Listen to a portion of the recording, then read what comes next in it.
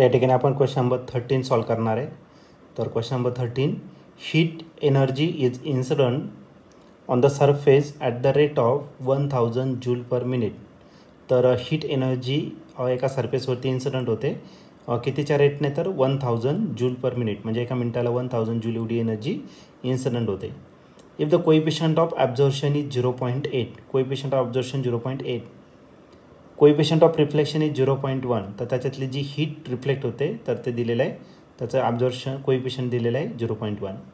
Then heat energy transmitted by the surface in 5 minute, तर त्या total हीटपैकी किती heat transmit केली गेली 5 मिनिटांमध्ये, ते आपल्याला या ठिकाणी फाईंड करायचं.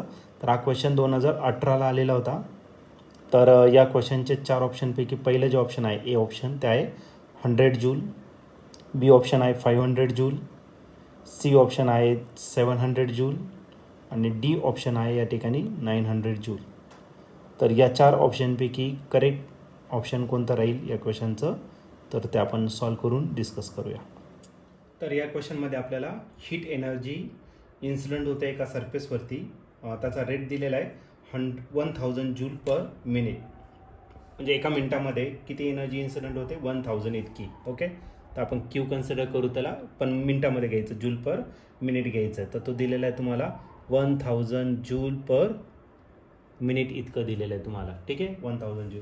त्यानंतर कोइफिशियंट ऑफ ॲब्झॉर्प्शन दिलेलं आहे. कोइफिशियंट ऑफ ॲब्झॉर्प्शन एने रिप्रेझेंट करतो, त्याची व्हॅल्यू दिलेली आहे 0.8 इतकी दिलेली आहे. ओके, त्यानंतर कोइफिशियंट ऑफ रिफ्लेक्शन दिलेलं आहे, तो आरने रिप्रेझेंट करतो, त्याची व्हॅल्यू आहे 0.1 इतकी दिलेली आहे. तर आपल्याला सांगितलं आहे एनर्जी किती ट्रान्समिट होणार आहे 5 मिनिटामध्ये.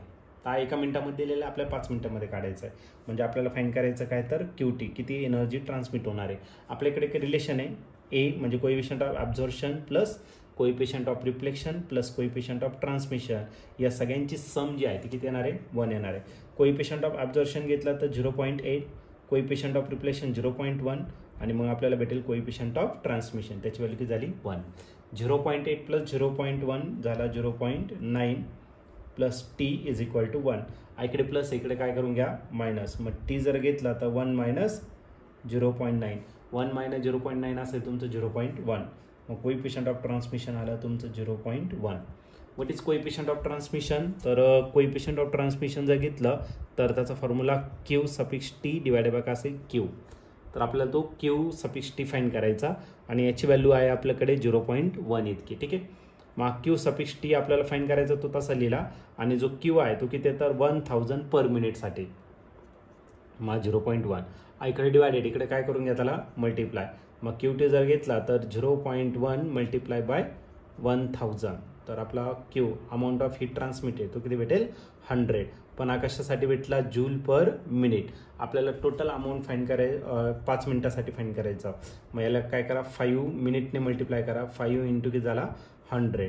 100 याचं युनिट काय तर जूल पर मिनिट, आणि किती 5 मिनिटं झाले बरोबर ना, मग त्याला पण आपण मिनिटमध्ये घेणार. मग या ठिकाणी मिनिट काय झाला आपला कॅन्सर. मग 100 इंटू 5 किती झाला तर 500. Amount of heat transmitted is equal to 500 joule. मग किती अमाऊंट ऑफ हीट ट्रान्समिट केले जाणार 500 जूल इतकी हीट ट्रान्समिट केले जाणार.